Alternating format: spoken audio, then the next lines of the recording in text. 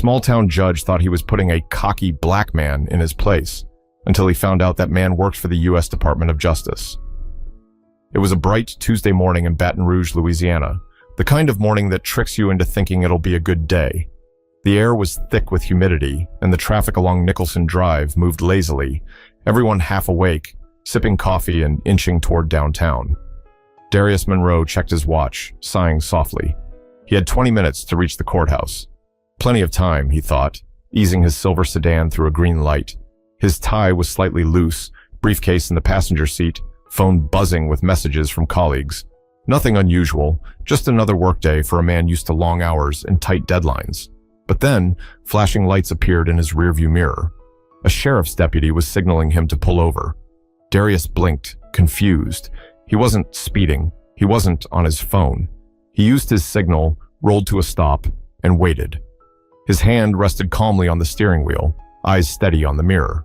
The deputy, a stocky man with a sun-reddened face and mirrored sunglasses, approached slowly, one hand on his belt. "Morning, sir," he said flatly. "You know why I stopped you?" Darius shook his head. "I'm not sure, officer." "Was I speeding?" 15 over, the deputy replied.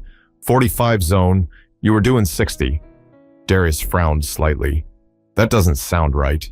I was behind a truck most of the way. I couldn't even pass. The deputy's tone stiffened. "You calling me a liar?" Darius exhaled slowly, keeping his voice measured. "No, sir.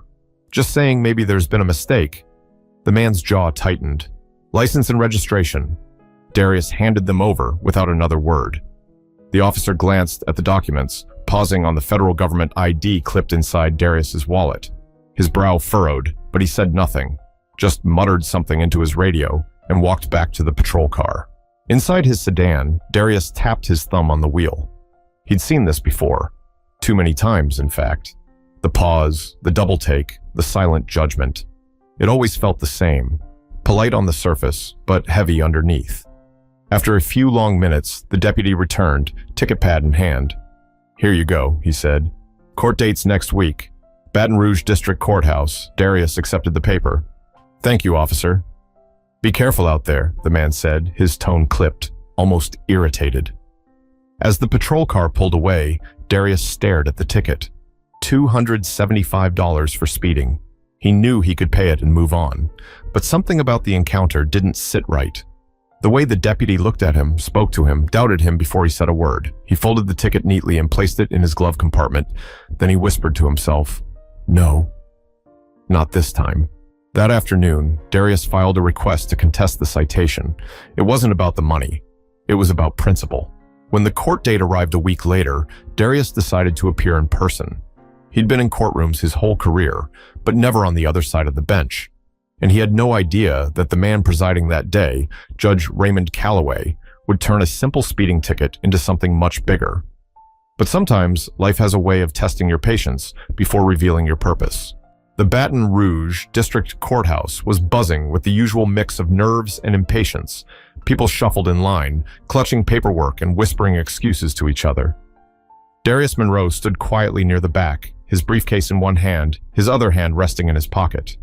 He wore a navy suit, clean, pressed, nothing flashy. The same kind of suit he wore every day to work at the Department of Justice. But today, he wasn't standing behind a government seal or a polished mahogany desk. He was standing among locals fighting traffic tickets and small fines, waiting for his name to be called. At the front of the courtroom sat Judge Raymond Calloway, mid-60s, silver hair slicked back, eyes cold and sharp behind wire-framed glasses. His voice was gravelly and impatient, every sentence laced with authority that didn't invite discussion. He didn't smile, didn't greet the courtroom. He simply said, "Next case." One by one, people approached. Most were dismissed with small fines, a few warnings, and the occasional scolding. Then the clerk spoke. Case 2478, State of Louisiana versus Darius Monroe. Darius stepped forward. His shoes clicked softly against the floor, the sound echoing through the chamber. He set his briefcase down, meeting the judge's gaze. Calloway scanned the file. "Mr. Monroe, says here you were clocked doing 60 in a 45. Yes, Your Honor," Darius said evenly, "but I believe there's an error. I was driving behind a truck the entire time. I couldn't have been going that fast." The judge leaned back, unimpressed. You saying the deputy's radar was wrong? I'm saying it may have picked up the wrong vehicle, Darius replied calmly. A smirk tugged at the corner of the judge's mouth. So the deputy's wrong and you're right. Darius didn't flinch. I'm simply presenting the facts as I experienced them, sir. Judge Calloway exhaled, flipping through the paperwork like he'd already made up his mind. You people always have an excuse, he muttered, almost under his breath, but loud enough for half the courtroom to hear. Darius blinked slowly. Excuse me, Your Honor? I said, the judge repeated, louder this time, everybody has an excuse when they get caught. I'm tired of folks wasting this court's time over a $200 ticket. The air grew still. A few heads turned. The bailiff shifted slightly, uncomfortable.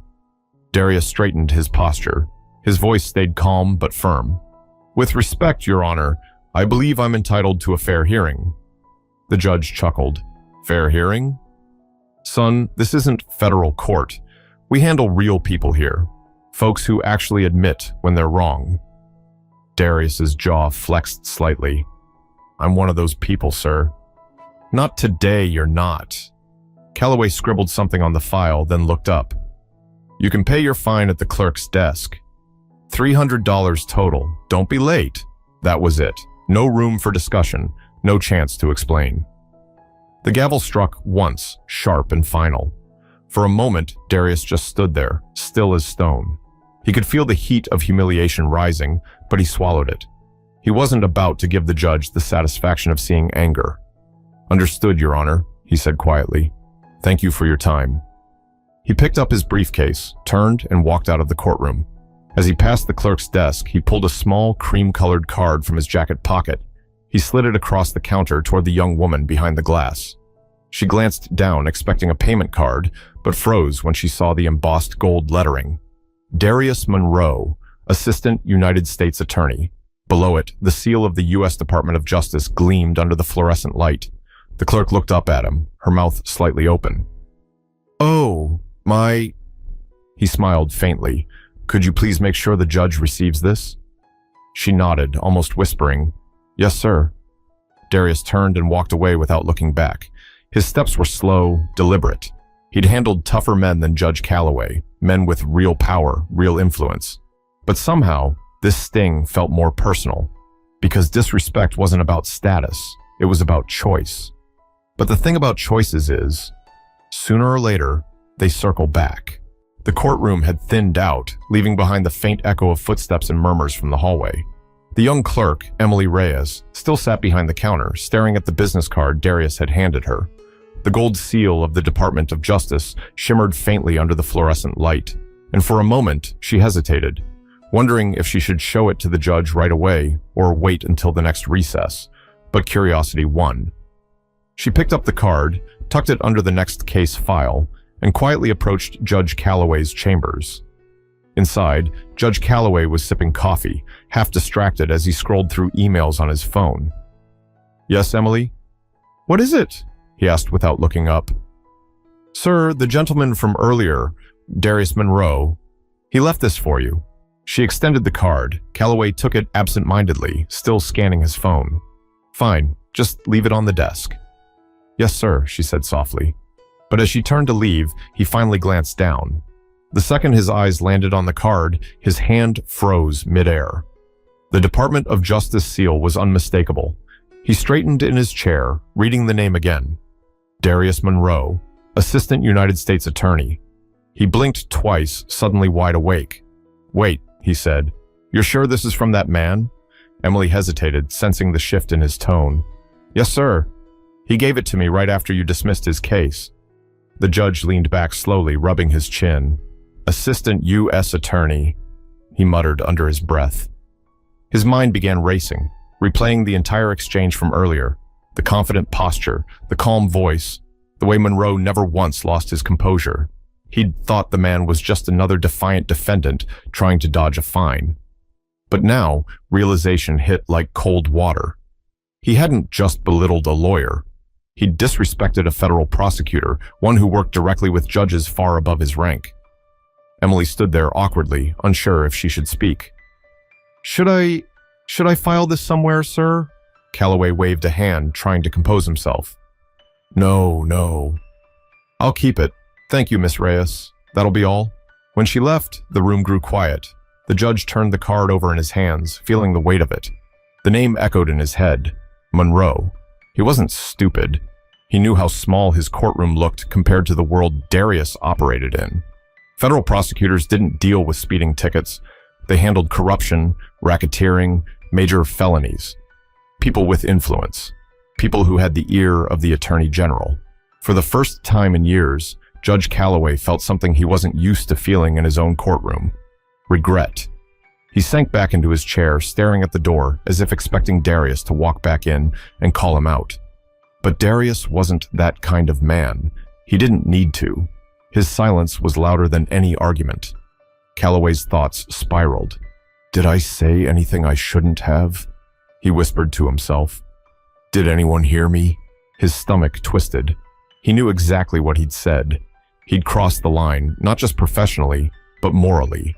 And the worst part was, he hadn't even realized it until now. He stood up, pacing across the room. Assistant U.S. Attorney, he repeated under his breath. Lord help me. Down the hall, Emily whispered the news to another clerk. Within an hour, it had spread quietly through the courthouse. The small-town judge who scolded a federal prosecutor like a schoolboy. By the time Calloway walked out of his chambers, heads were turning. Conversations stopped mid-sentence. The same people who once looked at him with deference now looked at him with disbelief. He tried to ignore it, but each glance felt heavier than the last. But embarrassment has a way of planting seeds that pride can't ignore, and soon those seeds were about to grow into something much harder to face. The next morning, the courthouse didn't feel quite the same. Judge Raymond Calloway noticed it the moment he stepped through the side entrance, the faint hush that followed him, the polite half-smiles that faded too quickly. People were talking, and they weren't even trying that hard to hide it. He adjusted his tie, pretending not to notice. Morning, he muttered to the security guard. No response, just a stiff nod. When he reached his chambers, his longtime clerk, Sandra Pierce, was already waiting by the door, coffee in hand.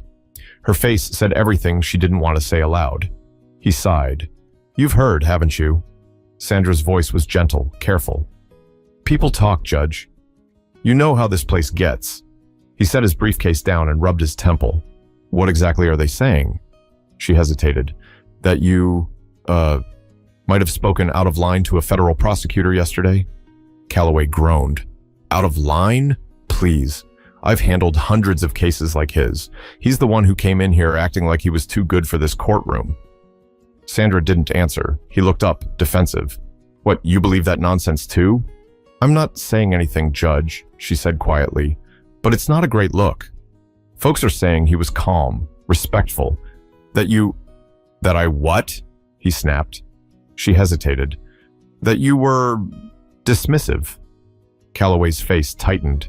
He turned toward the window, watching a group of young attorneys chatting across the parking lot.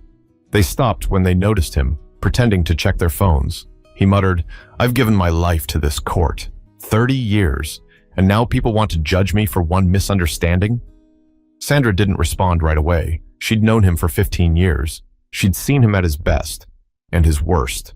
He wasn't a monster, but sometimes he didn't see what others saw. Raymond, she said softly, using his first name, something she rarely did. You've got to understand something. Times have changed. The things you could say 20 years ago, they don't sound the same today. People hear them differently now. He turned, his tone sharp. So now I'm some kind of bigot because I told a man to take responsibility for his speeding ticket? That's not what I said. Feels like it, he grumbled. Everyone's too sensitive these days. Sandra sighed. Maybe. Or maybe people are just tired of being talked down to, especially when they've done nothing wrong. Her words hung in the air.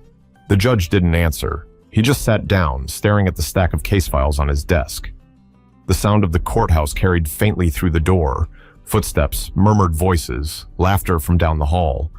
It all felt different now, like the building itself was whispering about him. He flipped through a file, trying to focus, but the name Darius Monroe kept flashing through his mind. He looked up the man's record late the previous night. Curiosity or maybe guilt. Darius had an impressive background. Law degree from Tulane, 8 years with the Department of Justice, known for integrity and professionalism. A man who'd earned everything he had. The more he read, the smaller he felt. He rubbed his forehead, muttering under his breath, "I didn't mean anything by it." But meaning didn't matter anymore. The damage was done. That afternoon, during lunch, he sat in the judge's lounge with 2 of his colleagues. They were polite but cautious, avoiding the topic completely, until one of them, Judge Linda Greer, finally said what everyone was thinking. "Ray, I heard about your little situation yesterday." Calloway set his fork down. "Oh, I'm sure you did." She smiled thinly. "Word travels fast. You might want to be careful.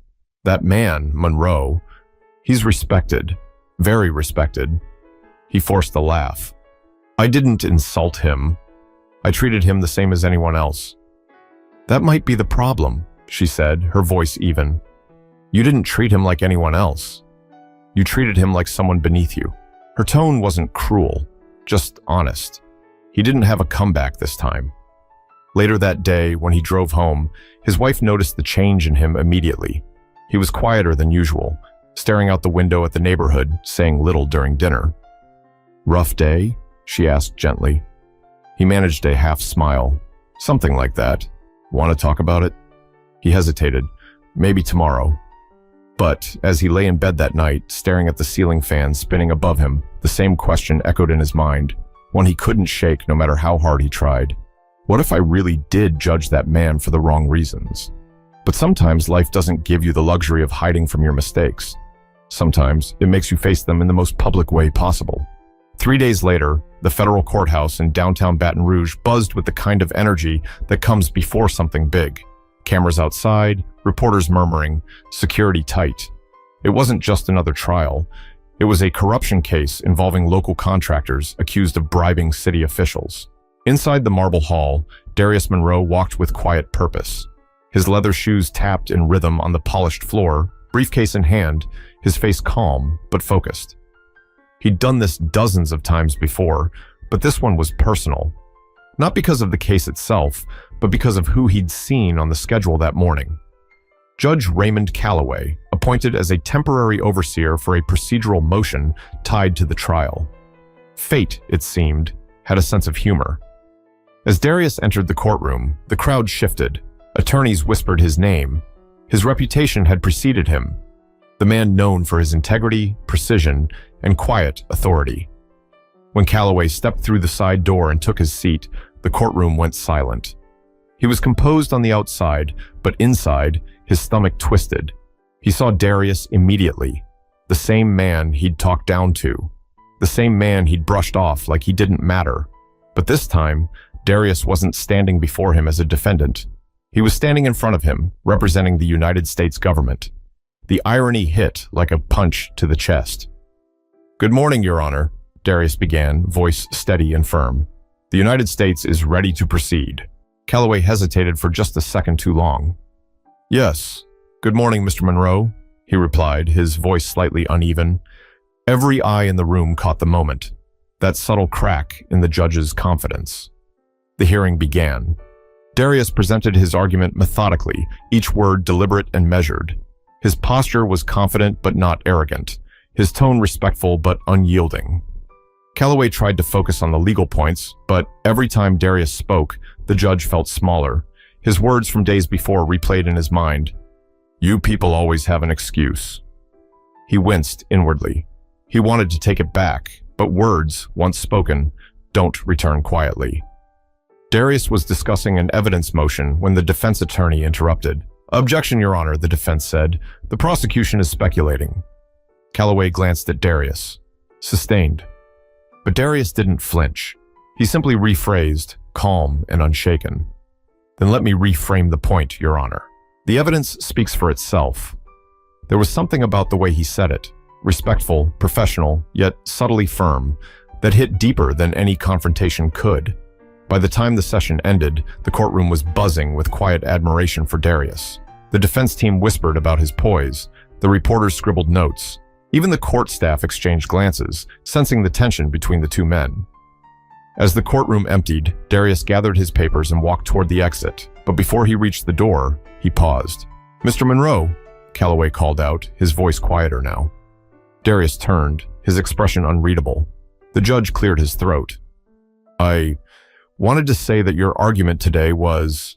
He stopped, choosing his words carefully. Well presented.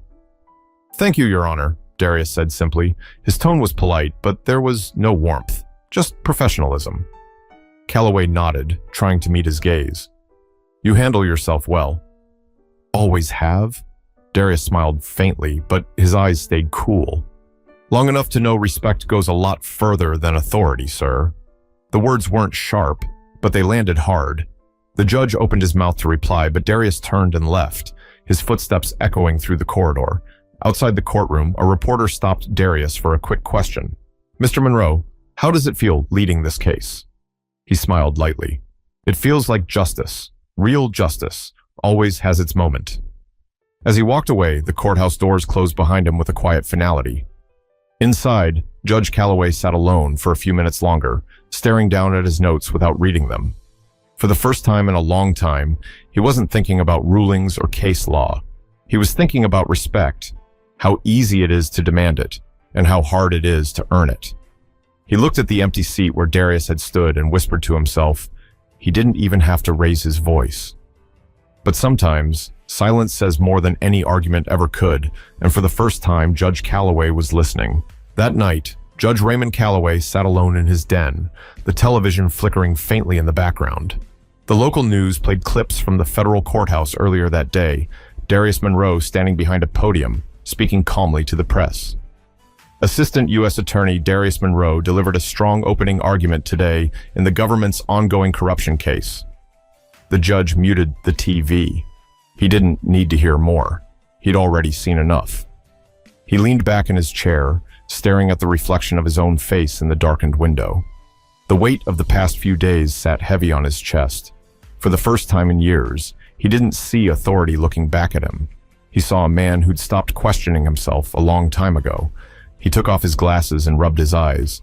His wife, Evelyn, peeked in from the doorway. "You're still up," she said softly. He nodded. "Can't sleep." She walked in, carrying 2 mugs of tea, setting one down beside him. "Because of that prosecutor?" He let out a small laugh, more from exhaustion than humor. "Is it that obvious?" "You've been pacing the floor since dinner," she said, taking a seat across from him. "You said his name twice in your sleep last night." He sighed deeply. "I was wrong, Evie." She tilted her head. "About what?" "About him. About me." He paused, struggling to find the words. "I thought I was being fair, treating everyone the same. But that's the thing, isn't it? I wasn't really seeing him, not as a man, just as someone I thought I already understood." Evelyn didn't rush to fill the silence. She just listened. "I looked at him," Calloway continued, "and decided in seconds who he was. Arrogant, entitled, trying to talk his way out of trouble. I never even considered he might be telling the truth. He reached for his tea but didn't drink it. Do you know how that feels? To realize you've become the kind of man you used to despise?" Evelyn's expression softened. "You're human, Ray. People make mistakes." He shook his head. "No, this wasn't a mistake. This was pride. That's worse." The room fell quiet. Outside, a distant train rumbled through the city, its sound fading into the night. "I spent my career preaching fairness," he said quietly, "telling people to respect the law, to respect others. And yet, in that moment, I couldn't even do it myself." Evelyn reached across the table, placing her hand over his. "Then do what's right now. Learn from it. You can't change what you said, but you can decide who you'll be tomorrow." He looked at her hand, the steady warmth of it grounding him. For years, he'd thought wisdom came from age, experience, and authority. But in that moment, he realized something simpler. Wisdom comes from the ability to admit when you're wrong. He whispered. He didn't raise his voice, Evie. Not once. He just stood there and let me make a fool of myself. "Maybe that's what you needed," she said softly. He smiled faintly. Maybe it was. The next morning, when he looked in the mirror before heading to court, something was different. The reflection staring back at him looked older, yes, but also clearer. Stripped of arrogance. Stripped of the mask he'd worn for years. He adjusted his tie and whispered under his breath, "You can do better." It wasn't a prayer, it was a promise. As he walked out the door, sunlight broke through the gray morning clouds, casting a thin beam of light across the front steps. He paused for just a second, letting it warm his face before continuing on. Because sometimes, growth doesn't come with applause. It comes in silence, in reflection, and in the decision to never repeat the same mistake twice. 2 weeks passed before their paths crossed again. The corruption trial was winding down, and the courthouse halls felt heavier with each passing day. Everyone knew the verdict would shake the city, but for Judge Raymond Calloway, the real weight wasn't in the trial. It was in what he needed to say before it was over. That morning, Darius Monroe arrived early, as he always did, calm, prepared, focused. He greeted the court staff with a polite smile, holding his usual black notebook and a thermos of coffee. Across the hallway, Judge Calloway stood near his chambers, watching him through the open doorway. For 3 days, he'd rehearsed what he wanted to say. A dozen drafts of an apology sat crumpled in his desk drawer. None of them sounded right. None of them sounded honest enough. He straightened his robe, took a quiet breath, and stepped out. "Mr. Monroe," he said as he approached. Darius turned, expression neutral but polite. "Judge Calloway." "I was wondering," the judge began, voice softer than usual, "if I could have a moment of your time." Darius studied him for a second, cautious but curious. "Of course." They stepped aside into a small conference room, the hum of courthouse activity fading behind the door. The judge stood by the window, hands clasped in front of him. "I've been meaning to say something since that day in court," Calloway said slowly.